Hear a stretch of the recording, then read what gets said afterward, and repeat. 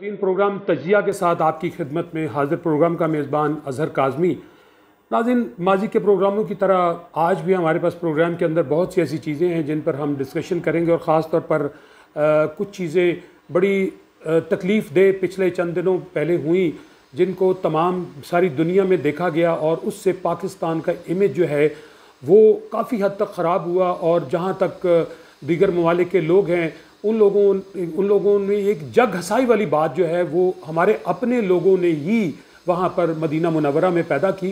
एक तो इस पर बात करेंगे और दूसरा हम बात करेंगे वज़ीर आज़म मियाँ शहबाज शरीफ साहब की जद्दा के अंदर रवानगी उम्रा के हवाले से, और वहाँ पर फिर उन्होंने जिस तरह सऊदी हुकूमत के साथ कुछ मुआहदात किए हैं उसके हवाले से बात करेंगे। फिर एक बड़ा अहम इशू जो पिछले दिनों चल रहा था और आज वो भी इख्तिताम पजीर हो गया, वज़ीर आला के हल्फ के लिए हमज़ा शहबाज और चौधरी परवेज़ लाइस समेत PTI के दीगर लोग जो पीछे खेल रहे थे उनके दरमियान एक बहुत बड़ी कानूनी जंग चल रही थी। और वो कानूनी जंग जो है वो आखिर मुस्लिम लीग नून के हमज़ा शहबाज जो हैं वो उन्होंने जीत ली, क्योंकि आइन जो है वो पाकिस्तान का एक ऐसा बहुत बड़ी किताब है कि जिससे एक भी इंच इधर या उधर नहीं हुआ जा सकता। ठीक है, वो लोग मंच में चले गए और बाद में और अपीलें चलती रहीं या चलती रहेंगी, लेकिन आज हमज़ा शहबाज ने हल्फ उठा लिया और अब वो बहुत जल्द जो है नई काबीना के हवाले से जो है वो ऐलानात करेंगे। और उसके बाद एक बड़ी अजीब सी बात यह है कि उधर वहाँ हल्फ उठाया जा रहा था और इधर इन्होंने पंजाब असम्बली का इजलास गवर्नर साहब ने तलब कर लिया, चीमा साहब ने, और फिर वहाँ पर जो दूसरी चीज़ सूरत हाल पैदा हुई वो बुज़दार साहब को उन्होंने रिस्टोर कर दिया। ये वो तमाम चीज़ें हैं, कुछ समझ में नहीं आ रहा। बल्कि मैं आपको एक बात बताऊँ, बहुत पाकिस्तान के अंदर जितने लोग हैं पाकिस्तानी जहाँ जहाँ दुनिया के जिस मुल्क में बैठे हैं उन्हें समझ नहीं आ रही कि पाकिस्तान के अंदर ये क्या टोपी ड्रामा चल रहा है और आने वाले हालात जो हैं वो कहाँ जा रहे हैं। और इनकी इस धींगा मुश्ती के बीच में जो है अवाम बुरी तरह रगड़ी जा रही है। आप यकीन करें कि महंगाई का इतना शिद्दत से आलम है कि जिस मुल्क के अंदर रमज़ान के माह के अंदर वो लीमू जो 30-40 रुपये बिक रहा था वो 200 रुपये बिका, और जो टमाटर जिसकी कीमत रमज़ान से कबल 40 रुपये थी वो 80 रुपये और 150 रुपये 200 रुपये तक चला गया। और इसी तरह दीगर चीज़ें जो हैं वो बहुत महंगी हुई। अगर मैं यूटिलिटी स्टोर के हवाले से बात करूं तो बुज़दार हुकूमत जो थी उसने यूटिलिटी स्टोर्स को सिर्फ उनका नाम ज़रूर था कि यूटिलिटी स्टोर को जो है वो आवाम की बेहतरी के लिए हम उसमें सामान जो है वो डालेंगे, भिजवाएंगे चीज़ें वगैरह, कोई चीज़ मौजूद नहीं थी। मियाँ शहबाज शरीफ साहब आए और उन्होंने आकर फौरी तौर पर जो है वो इस मामले को किया और फिर बहुत सारी चीज़ें जो हैं वो यूटिलिटी स्टोर के अंदर गई और फिर गरीब गुरबा जो हैं उन्होंने वहाँ से फ़ायदा उठाया। नाज़रीन, मेरी इन तमाम बातों से आपको समटाइम ऐसा महसूस होता होगा कि मैं शायद पाकिस्तान मुस्लिम लीग नून को जो है वो सपोर्ट कर रहा हूँ। देखिए, मैं हमें सबको पाकिस्तान और पाकिस्तान की मिट्टी से प्यार है और मैं तो इस मुल्क की मिट्टी को चाटने के लिए भी तैयार हूँ। आप दुनिया के उन तमाम ममालिक के हालात देखें जहाँ पर लोगों के घरों की असमतें जो हैं, वो लोग जिन्होंने वहाँ पर हमले किए और कब्ज़े करने के लिए बच्चियों और ख़वातीन की असमतें लूटी जा रही हैं और कत्ल व गारत के बाज़ार गर्म किए जा रहे हैं। तो इन तमाम चीज़ों को देखते हुए मैं सिर्फ गैरत दिलाना चाहता हूँ इन तमाम सियासी पार्टियों को कि आप 1947 को अगर थोड़ा सा स्टडी कर लें या मुड़कर उस तरफ देख लें तो जब पाकिस्तान मौरद वजूद में आया तो इसके लिए बहुत बड़ी कुर्बानी दी गई थी। तो अब आप लोग चाहते हैं कि दोबारा फिर यहाँ पर इस तरह का कोई धींगा मस्ती का सा मामला हो। फिर दूसरी जानिब नाज़रीन, कहा यह जाता है कि पाकिस्तान की फ़ौज जो है वो इंटरफेयर कर रही है। देखें, पाकिस्तान की फ़ौज की कोई इंटरफेरेंस नहीं है। यकीनन पाकिस्तान की फ़ौज उस वक्त इंटरफेरेंस करेगी, उस मौका पर इंटरफेरेंस करेगी जब वो देखेगी कि हर चीज़ एज पर आ गई है और यहाँ पर खानत जंगी के से हालात पैदा होने वाले हैं। तो वो हर मुल्क की फ़ौज का राइट होता है कि वो वहाँ पर उसको टैकल करे। दूसरी बात, अगर मैं आपको ये बताऊँ, रात को हम तमाम पाकिस्तानी जो हैं वो सुकून की नींदें सो रहे हैं। दहशतगर्दों से मुकाबला कौन करता है? फ़ौज करती है। शहीद कौन होते हैं? गरीब और छोटे रैंक के मेजर और उसमें बड़े रैंक के भी लोग जो हैं, कर्नल ब्रिगेडियर तक जो लोग हैं वो शहादत का रुतबा पाते हैं। अभी पिछले दिनों एक बड़ा रुकत आमेज़ एक वाक़या जो था वो मेरी निगाह में आया एक सिपाही था, उसकी 22 साल बीवी थी और उसकी एक बच्ची थी, उसकी 1 साल हुए थे शादी को। तो नाज़रीन वो बेचारा दहशतगर्दों के साथ मुकाबले में मारा गया। आप मुझे बताइएगा कि उस गरीब, उस जो शहादत का रुतबा पा गया, वो उसके जाने के बाद वो खातून 22 साल जवान जो है, वो खातून अपनी ज़िंदगी कैसे और कहाँ गुजारेगी? आप लोगों ने सोचा है? और बहुत से कहने वाले लोग कहते हैं कि फ़ौजी प्लॉट लेते हैं। भाई फ़ौजी प्लॉट ज़रूर लेते हैं, वो रिटायरमेंट के बाद अगर उनको 1 या 2 प्लॉट मिल जाता है तो उनका राइट बनता है। और जो सियासी पार्टियों के लोग यहाँ से खरबों रुपए कमा कर ले जाते हैं, आपको वो खरबों रुपए नज़र नहीं आते, तो काइंडली आप मेहरबानी कीजिएगा पाक फ़ौज के ऊपर जो है वो आप हमले ना करें। पाक फ़ौज का सियासत से कोई ताल्लुक़ नहीं है, लेकिन जब वो देखेंगे इस मुल्क के अंदर दहशतगर्दी पैदा हो रही है और ये मुल्क जो है दहशतगर्दी के हाथों तबाह होने लगा है और सियासी पार्टियां जो है वो दूसरे लोगों के हाथों में आकर इस मुल्क को तबाही की तरफ लेकर जा रहे हैं, तो वो यकीनन इंटरवीन करेंगे। तो नाज़रीन, इसके साथ आपको कुछ चीज़ें और भी बताता चलूँ। पीटीआई की हुकूमत के हवाले से अगर हम बात करें तो पिछले 3-4 सालों में पीटीआई की हुकूमत जो है उसने क्या किया है, आप मुझे बताइएगा। उसने इस 4 साल दौर के अंदर पाकिस्तान की बेहतरी के लिए, तरक्की के लिए, उनकी खारजा मिनिस्ट्री जो है उसने कोई दूसरे ममालिक के साथ ताल्लुकात बेहतर किए हों। तमाम ममालिक के साथ बहुत से ऐसे ममालिक जिनके हमारे ताल्लुकात जो हैं वो बिगड़े और उसका नुकसान जो है वो हमें उठाना पड़ा। आज डॉलर जो है वो कहाँ चला गया है? इन तमाम चीज़ों की ज़िम्मेदार नवाज शरीफ या कोई दूसरी पार्टी या जरदारी या ग्रैंड अलायंस की कोई पार्टी नहीं है, इसकी ज़िम्मेदार सिर्फ इक़्तिदार वाली पार्टी है। इमरान खान तो एक ऐसे बच्चे की सी जिद कर रहे हैं कि जिसका खिलौना जो है वो कोई छीन कर ले जाए या गिर जाए, उसका खिलौना टूट जाए, गुम जाए, तो वो कहता है कि जी बस मुझे वो, अपने माँ बाप को वो कहता है कि मुझे बस वही खिलौना लेकर दें।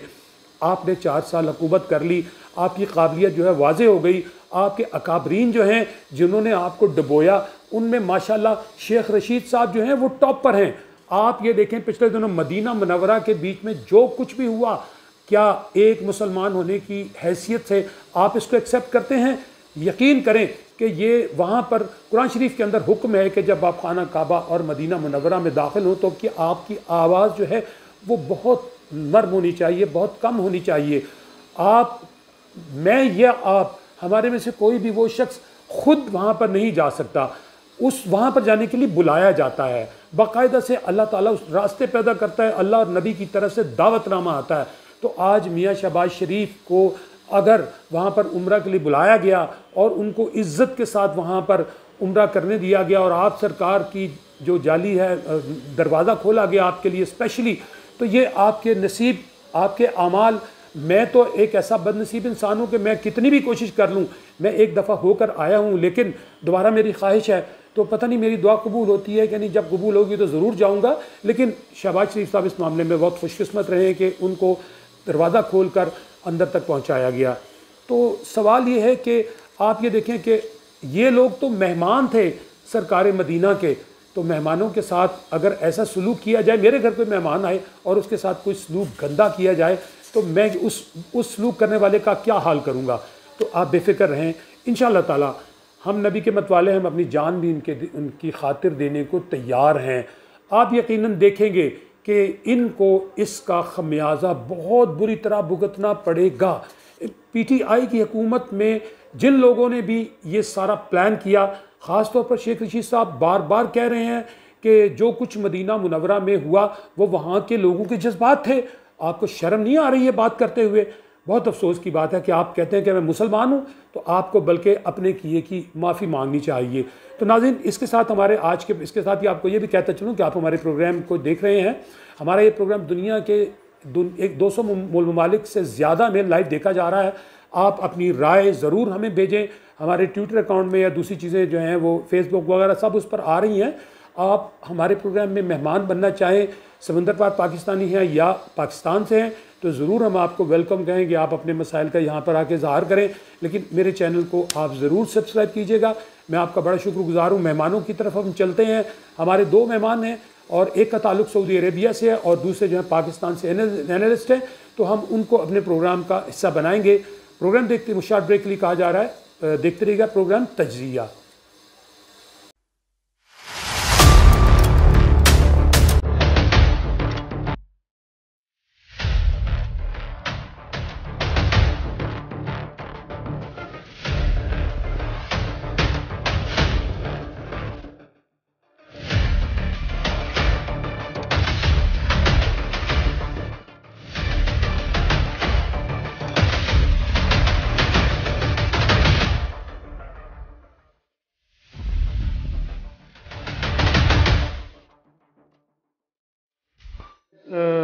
शॉर्ट ब्रेक के बाद दोबारा फिर अपने प्रोग्राम में हमारे साथ तसव्वुर चौधरी साहब है, पाकिस्तान पीपल्स पार्टी के सदर हैं सऊदी अरेबिया से। मैं थोड़ा सा इनके बारे में आपको बता दूं, आपका ताल्लुक़ जो है वो पाकिस्तान के शहर लाहौर से है और तसव्वुर चौधरी साहब जो हैं 1997 से जो हैं वो पाकिस्तान पीपल्स पार्टी के साथ मुंसलिक हैं और मुख्तलिफ ओहदों पर काम कर चुके हैं। इस वक्त सऊदीया में हैं। सऊदीया के अंदर पिछले दिनों जो हालात व वाक़यात हुए मदीना मुनव्वरा में, कुछ उसकी उस हवाले से बात करेंगे हम। जी अस्सलाम वालेकुम तसव्वुर साहब। हेलो जी वालेकुम सलाम आज़मी साहब, वालेकुम सलाम। जी तसव्वुर साहब, आप हमारे प्रोग्राम में आए, आपका बहुत शुक्रिया।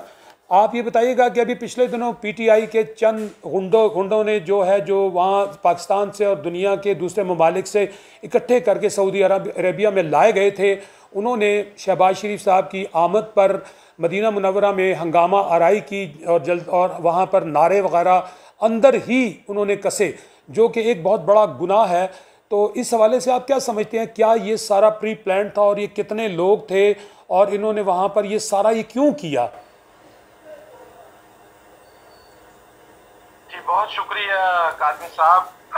ये बदकिस्मती है हमारी कि हम इस दौर में आ गए हैं कि जहाँ इस किस्म का फितना उस मुकाम पर जहाँ के लोग अदब से ऊंची सांस लेना भी अपना मायूब समझते हैं, वहाँ इन्होंने जिस अंदाज से ये हंगामा आराई की है, ये हम सब पाकिस्तानियों के लिए बाइस शर्म है। और मैं समझता हूँ कि इस जैसा गुनाह शायद अपना अल्लाह ताला भी माफ़ करे, क्योंकि बहुत क्लियरली ये बात कही गई है, कुरान की आयत है कि अपनी आवाज़ को रसूल की आवाज़ से ऊंची मत करो वरना तुम्हारे अमाल हफ्त कर लिए जाएंगे और तुम्हें उसकी खबर भी ना होगी। बात यह है कि ये प्री प्लान था। इन्होंने जिस अंदाज से पीटीआई वालों ने या जो लोग भी वहाँ पर लाए गए, जिसमें ख़ास तौर के ऊपर जहांगीर और अनिल मुसर्रफ, जिसे चीकू कहते हैं जहांगीर को, उनको यहाँ पर लाया गया और जिस तरह की खबरें मिली कि इन्होंने प्री प्लान करके वहाँ पर हंगामा राई की, वो बहुत ही बाइस मजम्मत है और बाइस शर्म है। मैं समझता हूँ कि इसके लिए पाकिस्तान में आप मुखालफत रखें, ज़रूर रखें, इससे कोई आपको मना नहीं करता। पीटीआई वालों ने, इमरान खान ने 126 दिन वहाँ पर धरना दिया पाकिस्तान में, कोई मसले की बात नहीं थी। हुकूमतों के खिलाफ होता है, चीज़ें होती हैं, लेकिन बर्दाश्त और रवादारी ये मुझे समझ नहीं आई कि इन्होंने इस मुकाम को क्यों चुना ये बात करने के लिए। लेकिन आप देखें कि इसकी वजह से जिस कदर हमें शर्मिंदगी दूसरे दुनिया के जो मुसलमान आए हुए थे उनके सामने बीइंग पाकिस्तानी हुई है, इसका हम बस अभी तक खुद अंदाज़ा नहीं लगा पा रहे कि हमें इसमें क्या हुआ है और किस तरह ये सारा। अच्छा, इसमें ये भी बताइएगा कि आपकी तवज्जो मैं इस तरफ दिलाता चलूँ, मेरे नाज़रीन भी प्रोग्राम देख रहे हैं, इससे पहले भी ये लंदन में नवाज शरीफ साहब की रिहाइश गाह पर भी जो हमला करवाया गया, तो आप क्या समझते हैं कि उस हमले में यही वो लोग शामिल थे जिन्होंने यहाँ पर सारा कुछ करवाया? जी डेफिनेटली ये अपना इनका आप ये देखें कि मैं पहले थोड़ा सा आपको ये बात क्लियर कर दूं कि मैं पीपल्स पार्टी के साथ वाबस्ता हूँ 1970 से, 50 साल से ज़्यादा हो गए। हमने सारे अदवार देखे हैं, भुट्टो साहब का दौर भी देखा है, बाकी अदवार भी देखे हैं। इन सब में कभी इस किस्म के लेवल का तरीक़ाकार किसी पॉलिटिकल पार्टी ने नहीं उठाया। लेकिन इसने इन लोगों ने इस अंदाज से सोशल मीडिया को इस्तेमाल करते हुए जिस तरह लोगों को अपना उनके जज्बात उभारते हैं या उसको प्री प्लान करके करते हैं, ये अपना पहली दफ़ा हम इस दुनिया में देख रहे हैं।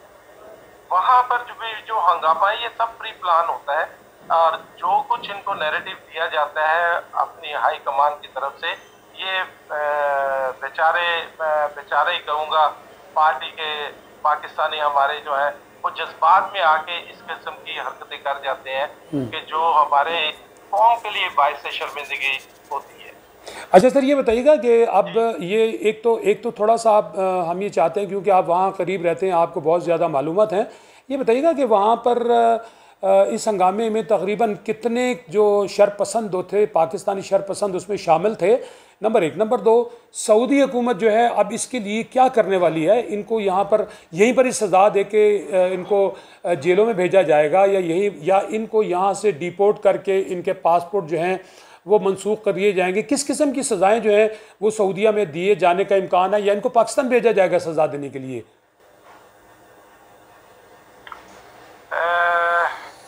मैं इसमें थोड़ा सा आपको ब्रीफ कर दूं। ये अरब माशरे में हम लोग, मैं पिछले 40 साल से यहाँ पर सऊदी अरेबिया में जद्दा में हूँ। ये लोग अपने मेहमान कोई भी हो तो बहुत आला डेलीगेशन था पाकिस्तान का। इनका तो आम अरबों का तरीकाकार ये है कि कोई मेहमान आ जाए तो उसके लिए भी ये अपने पलके बिछा देते हैं और उसकी बेइज्जती बर्दाश्त करते हैं। यहाँ पर 3 चीजें हुई जिसको इन्होंने नहीं सोचा। पहली तो यहाँ पर कानून हाथ में लिया गया और यहाँ कानून हाथ में लेना बहुत बड़ा जुर्म। दूसरा, अपना इनके मेहमान की बेइज्जती की। तीसरा, जनाब रसूल सल्लल्लाहु अलैहि वसल्लम के रोजे के ऊपर ये काम किया गया कि जिसके लिए तो सऊदी कानून इतना सख्त है कि आप उसका अंदाजा नहीं लगा सकते कि अल्लाह की आयतें तो अपनी जगह सजा इनको अलहदा मिलेगी, लेकिन सऊदी कानून इसके लिए बहुत सख्त है जो कि बहुत हद तक जाया जा सकता है। अच्छा, मैं यहाँ पे आपको इंटरप्ट करूँगा। ये आप मुझे बताइएगा, ये this is very important question और नाज़रीन भी देख रहे हैं क्योंकि आप वहाँ ज़्यादा करीब थे और आपको ज़्यादा इल्म है। ये बताइएगा कि जिस वक्त ये हंगामा आराई हुई उस वक्त सऊदीया के जो पुलिस थी वहाँ की, तो वो इमीडिएटली उन्होंने रिएक्ट क्यों नहीं किया? इमीडिएटली उसको क्यों नहीं पकड़ा? उनको फौरी तौर पर उनको अरेस्ट कर लेना चाहिए था। उनको क्यों इतना फ्री रखा गया?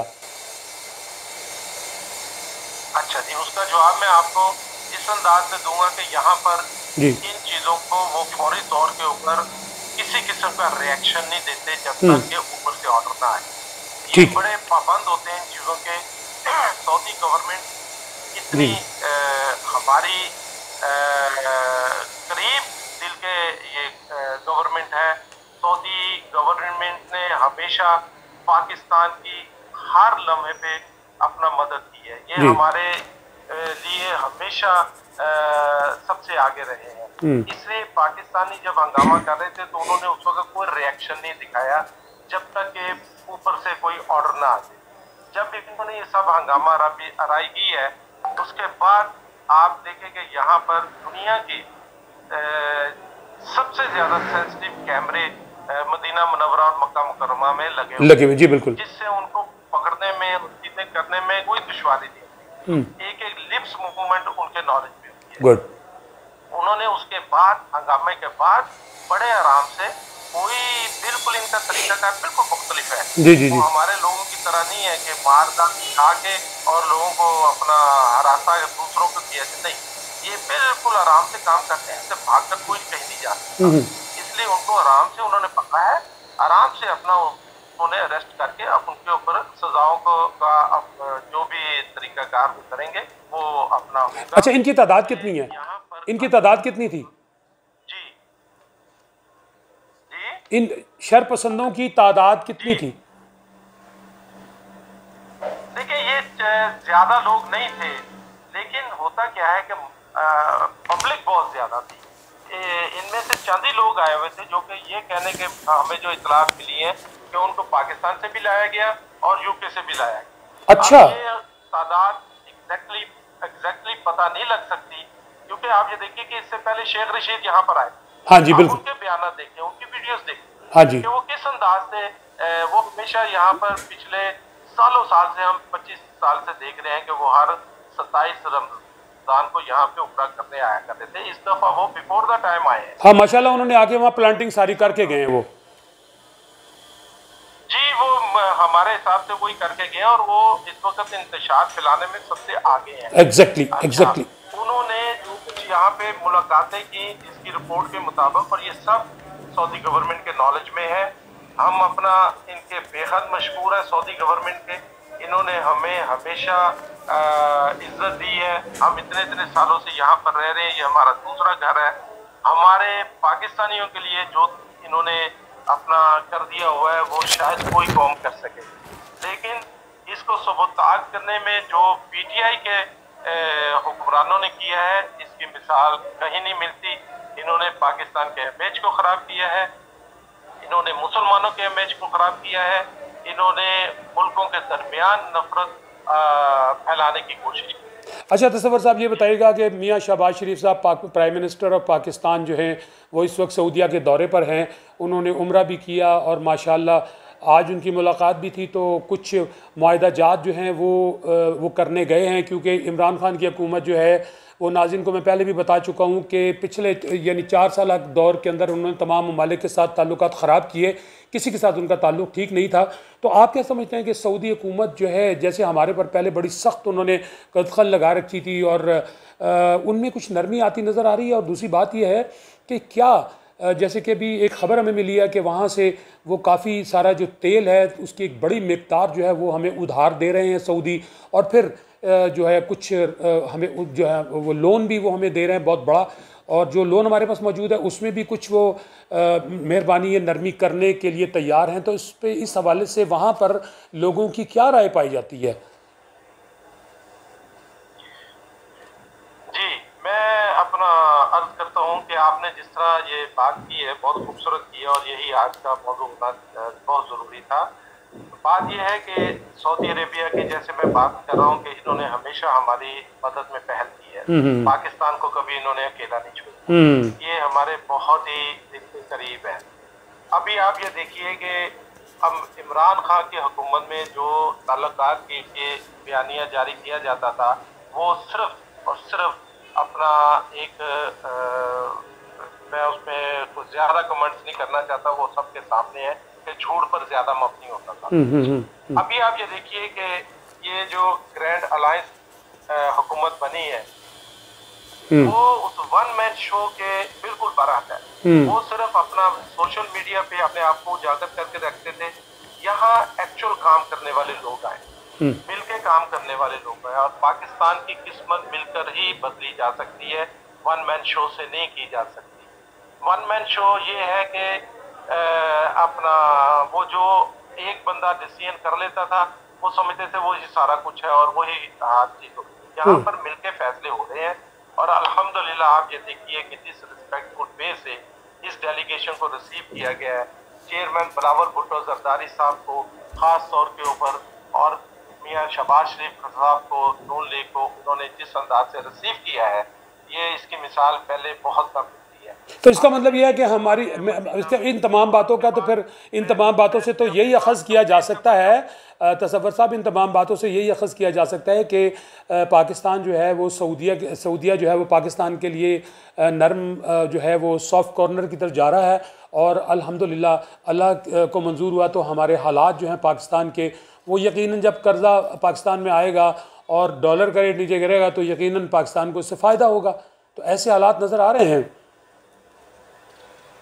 मैं इसमें अर्ज करना चाहूँगा, मैं इसी बात पे आ रहा था और आपको इसमें 2 मिनट में पूरी बात बता देता हूँ, इससे आपको अंदाजा हो जाएगा कि आप ये देखिए कि हम क्योंकि यहाँ रह रहे हैं, देख रहे हैं इस वालहाना अंदाज से अपना शहबाज शरीफ साहब का और बिलावल भुट्टो जरदारी साहब का इस तरह इस्तकबाल किया गया है कि इससे पहले नहीं उन्होंने बेहतरीन प्रोटोकॉल दिया उनको वहाँ पर गेस्ट पैलेस में उनके यहाँ पर जद्दा में, उनको बेहतरीन तरीके से उन्होंने रिसीव किया और बहुत अच्छी डिस्कशन की है और इतना आला अंदाज से किया कि आप ये देखिए कि इन रमज़ान के रश के बावजूद उन्होंने अपना मुलाकात के बाद आज तमाम डेलीगेशन ने उम्रा अदा किया है, खाना काबा के दरवाजे खोले गए हैं उनके लिए, ये बहुत बड़े एजाज की बात होती है। सुभान अल्लाह। जिसको आप तो यहाँ पर अंदाजा होना चाहिए कि यहाँ की जितनी ब्यूरोक्रेसी और जितने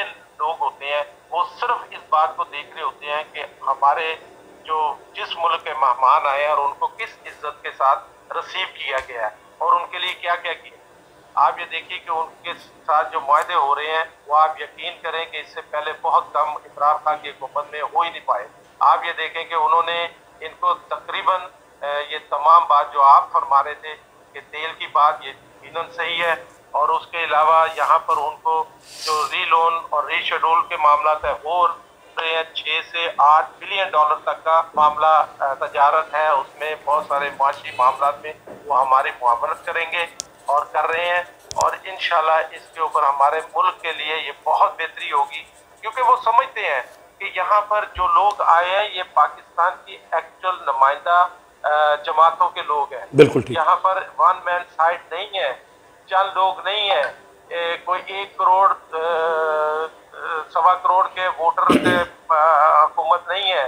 यहाँ पर 72% पॉपुलेशन के वोटों की बनी हुई हुकूमत आई है। अच्छा तसव्वुर साहब, मेरा के हालात बदलने के लिए ऐसे ही लोगों की जरूरत है। तसव्वुर साहब, मेरा एक आखिरी सवाल आपसे, आप ये बताइएगा कि ये ग्रैंड अलायंस जो है इसके बारे में बहुत सी जो है वो ख़बरें निकल रही हैं और यकीनन इस बात को हमें सबको तस्लीम करना पड़ेगा कि इमरान खान का जो सोशल मीडिया है या दूसरा मीडिया जो है वो बहुत फास्ट है।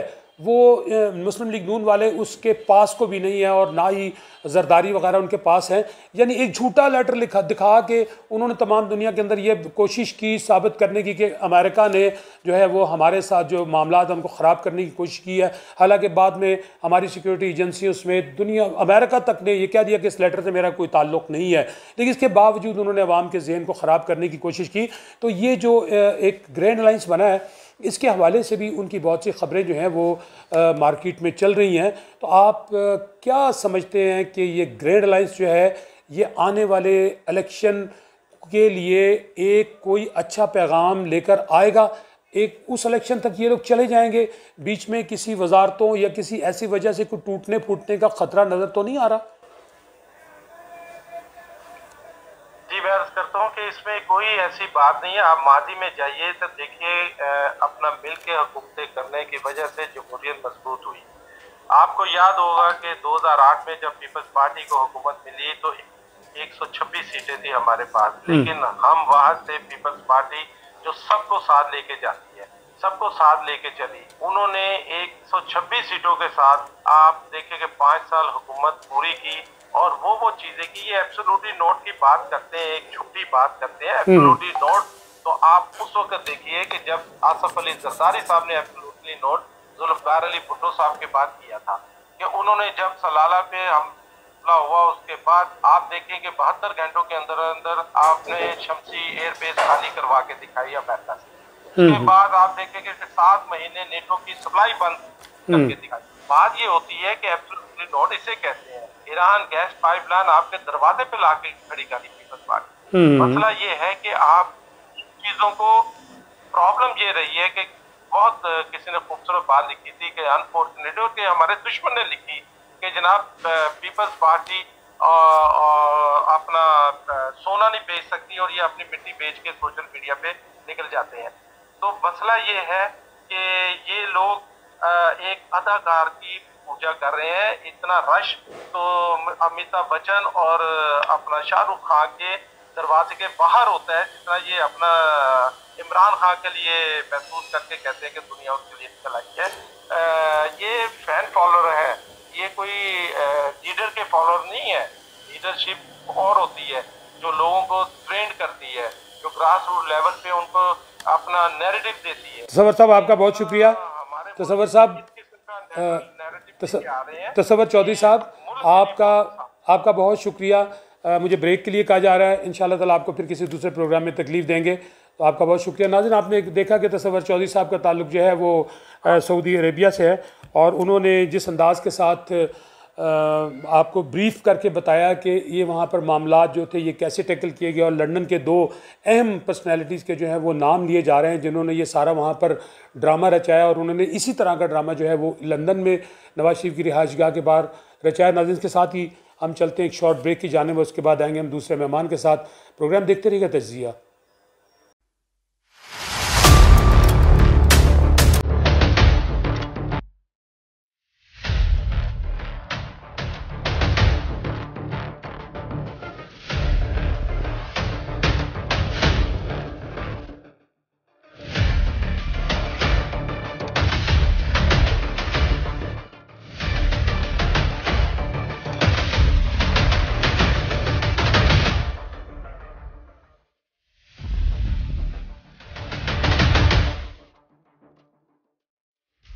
ब्रेक के बाद दोबारा फिर आपकी खिदमत में हाजिर प्रोग्राम तजिया के साथ।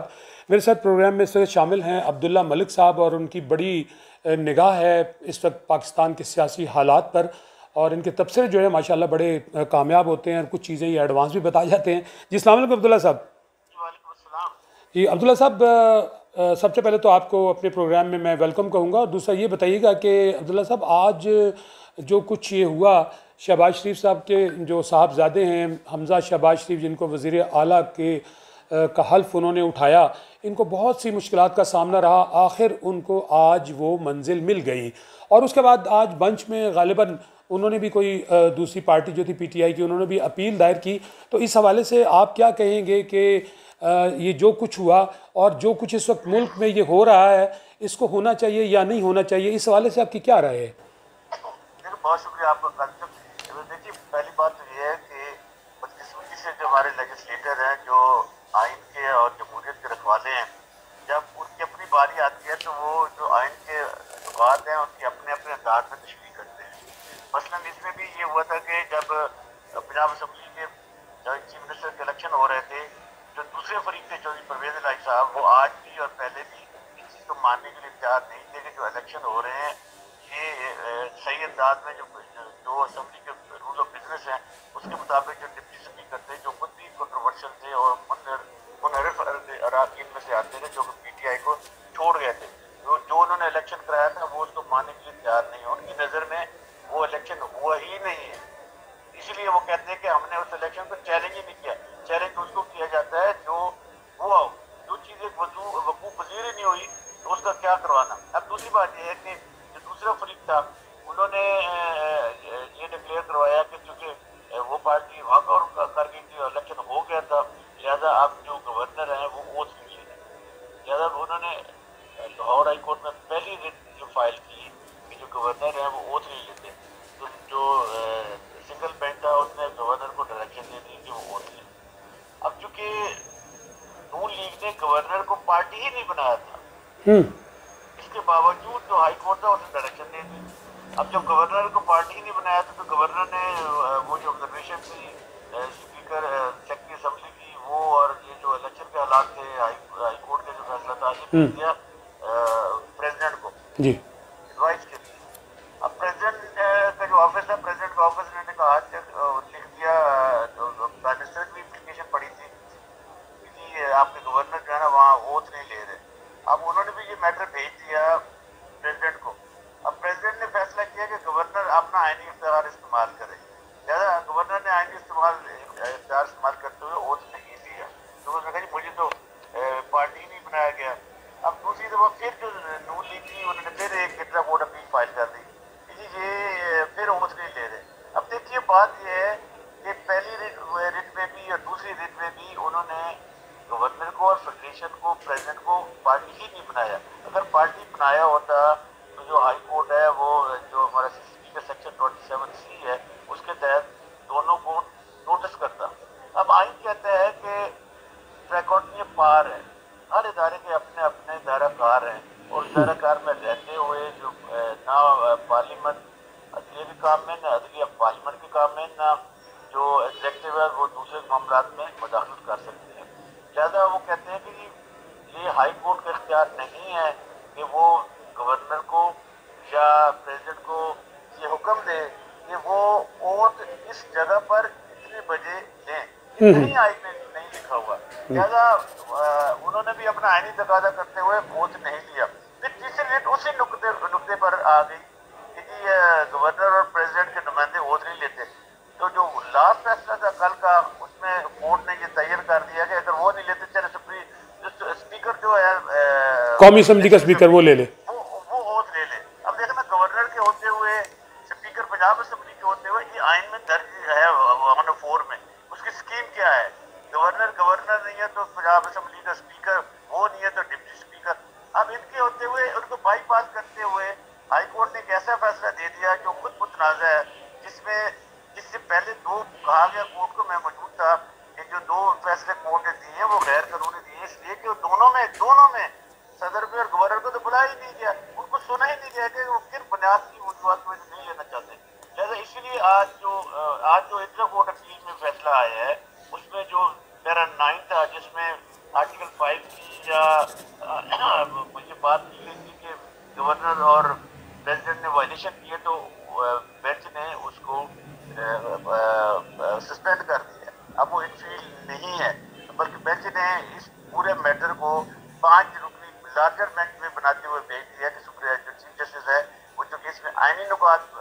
शामिल है, तो लिहाजा फिर लार्जर बेंच बना दिया। उन्होंने ओथ इसलिए नहीं रोका कि ओथ जब ये केस अदालत समाप्त कर रही थी उस वक्त ओथ हो चुका था। लिहाजा जब ओथ हो गया था तो अदालत ने अब इस पे फुल बेंच लार्जर बेंच बना दिया। अब इसके बाद लार्जर बेंच इस केस की समाप्त करेगा। अगर लार्जर बेंच इस बात पर मुतफिक हो जाता है कि जो सिंगल बेंच के जो फैसले थे जिसमें प्रेसिडेंट और गवर्नर को पार्टी नहीं, एक तो नहीं बनाया गया, दूसरा उनको कॉल ऑन नहीं किया जा सकता अदालत में, अगर वो उसको कलअदम करार देती है पूरे सिस्टम को, तो फिर ये ओथ लिया जो हमजा शहबाज ने वो नल एंड वाइड हो जाएगा। अच्छा, बात ये कि एक और चीज आज नई चीज डेवलपमेंट हुई, वो ये हुई कि गवर्नर ने एक कहा कि चूंकि जो जो पंजाब थे उस्मान बुज़दार, इन्होंने अपना इस्तीफा भेजा था प्राइम मिनिस्टर को, ठीक है, और वो टाइपशुदा इस्तीफा था, लिहाजा वो आईनी तौर पर काबिल कबूल नहीं है। लिहाजा मैं उसको वापस भेजता हूँ कि वो अगर उन्हें एड्रेस भी करना है तो गवर्नर को करे और अपने हाथ रिटर्न से करें। और उस पर उन्होंने दलील ये दी कि जब ये इस्तीफा भेजा था उस्मान बुज़दार साहब ने प्राइम मिनिस्टर को, तो जो नून लीग की लीडरशिप थी जिसमें ख्वाजा साद रफीक साहब के आज वो चलाते भी रहे क्लिप्स कि जनाब तो आईनी तौर पर इस्तीफा हुआ ही नहीं है, क्योंकि उन्होंने अपना इस्तीफा प्राइम मिनिस्टर को भेजा है। यकीनन आईनी तौर पर यही होता है कि जो सूबे का चीफ मिनिस्टर होता है वो गवर्नर को अपना इस्तीफा भेजता है, गवर्नर उसके एक्सेप्ट करने या ना करने का मुजाद होता है। लिहाजा उन्होंने आज कैबिनेट बहाल कर। अच्छा अब्दुल्ला साहब अब्दुल्ला साहब, ये तो बहुत लंबी बात हो जाएगी, आपने बहुत अच्छे तरीके से ब्रीफ कर दिया।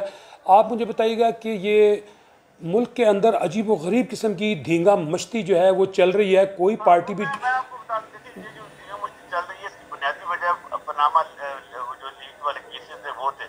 जब पनामा लीग वाले केसेस आए तो सुप्रीम कोर्ट ऑफ पाकिस्तान में जो केस ट्रायल हुए तो उस वक्त सुप्रीम कोर्ट ऑफ पाकिस्तान ने ये एक स्टिग्मा पास किया था कि ये सिसिलियन माफिया लोग हैं, ये इनके बड़े डीप रूटेड हैंड होते हैं, ये करप्शन में इन्वॉल्व है। उसी की बुनियाद पर मियां नवाज शरीफ साहब पर तायात पाबंदी लगा दी थी और उनके केसेस आज भी मुख्तलिफ अदालतों में जेर समाअत है, जिनमें में कुछ लोग स्कॉलर हैं और कुछ अपनी मर्जी के साथ बाहर ममालिक में रह रहे हैं। लेकिन ना ये सारे का सारा मामला फिर डिपेंड करता है कि जो पार्लियामेंटेरियन है। सर देखिए, इस वक्त बात है, सर आपकी बात अपनी जगह दुरुस्त है, बात इस वक्त है पाकिस्तान की सालमियत की, पाकिस्तानी अवाम की। अवाम जो है वो बहुत बुरी तरह कुचली जा रही है इन दो भेड़ियों की जंग में।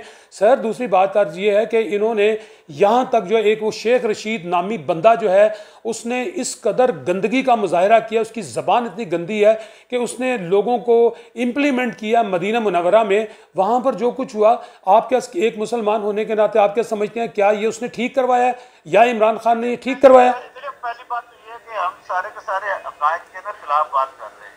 वो जो वाक़या हुआ वो मस्जिद नबी के अंदर नहीं हुआ, नौज़ बिल्लाह, और तमाम मुसलमान ऐसी कोताही कर ही नहीं सकते। ये एक रास्ते में वाक़या हुआ, इस वाक़े को इंसानियत के नाते अगर sir that is the part of the मस्जिद नबवी जहाँ पर ये वक़ूआ हुआ है। मैं ये कहता हूँ कि नहीं होना चाहिए, लेकिन हमने सियासत में इतना गंद डाल दिया है अपनी ज़ात के लिए, और हम सियासतदान इतने नीचे चले गए हैं और हर शख्स और हर पार्टी नीचे से नीचे जो इखलाकी पस्ती है वहाँ पर जाने के लिए तैयार है, वो गई है। उन्होंने तमाम जो जमहूरी तकाज़े हैं बाले ताक रखे हैं, लेकिन ना तो कोई अवाम की बात हो रही है, ना अवाम के मसाइल की बात यस जी बिल्कुल बिल्कुल की सालमियत की बात हो रही है, ना मुल्क को जो दरपेश मसाइल है उनकी बात हो रही है, ना इस वक्त जो अवाम का तकाजा है उसकी बात हो रही है, ना इस वक्त जो मुल्क के हालात हैं। सर महंगाई अरूज पर है। आप रमज़ान के महीने में आपने देखा यहाँ पर कोई एडमिनिस्ट्रेशन नहीं थी, सर कोई एडमिनिस्ट्रेशन नहीं थी। आपने खुद देखा कि यहाँ पे कितनी तबाही मची है, गरीब किस तरह पिसा है। सही बात कर रहे हैं आप, हमेशा ऐसे प्रोग्राम करते हैं जो आम से रिलेटेड होते हैं, आवाम के मसाइल से रिलेटेड होते हैं। अभी देखिए ना, ये सारे के सारे लोग अपने अपने केसेस बचा रहे हैं, और ये खानदान गुलामा है। पहले शहबाज शरीफ साहब हुकूमत में थे और उनके भाई प्राइम मिनिस्टर थे, आज शहबाज शरीफ प्राइम मिनिस्टर है, उनके बेटे चीफ मिनिस्टर है। सर इमरान खान ने 4 सालों में क्या किया आप मुझे बताइएगा, कोई डेवलपमेंट की है?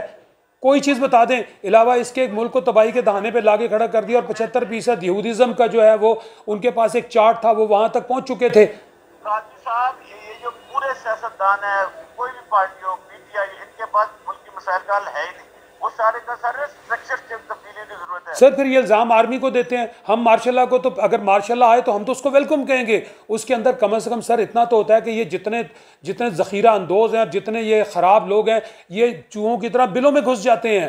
ठीक है, आपने बड़ी इंपॉर्टेंट बात की है।